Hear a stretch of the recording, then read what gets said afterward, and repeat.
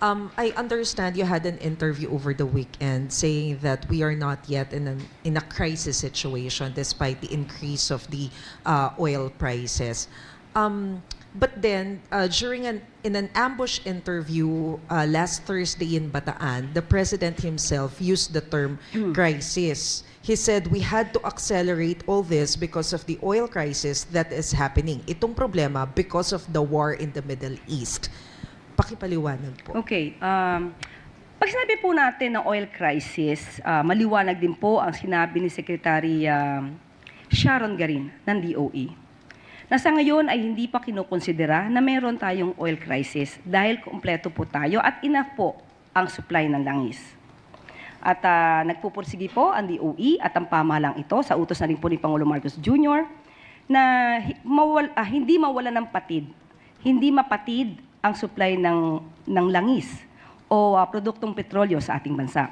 Sa katunayan, sinabi po ni Secretary Garin na mayroon na pong negosasyon patungkol sa 440,000 barrels ng fuel.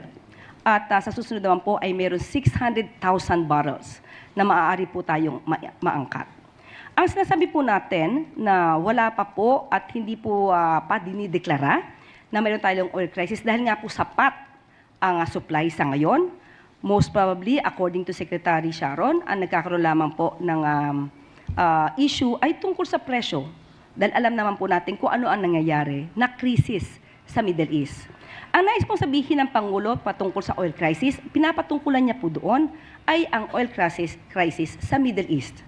Pero sa ngayon po, sa atin at sa payo na rin po ng Secretary Garin sa ating Pangulo, wala pa po tayo maaaring tawaging oil crisis sa bansa.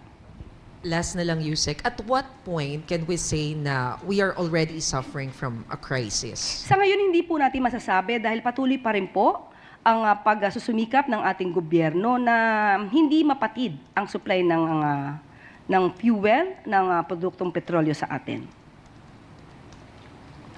Sunod na tanong mula kay Alvin Baltasar, Radyo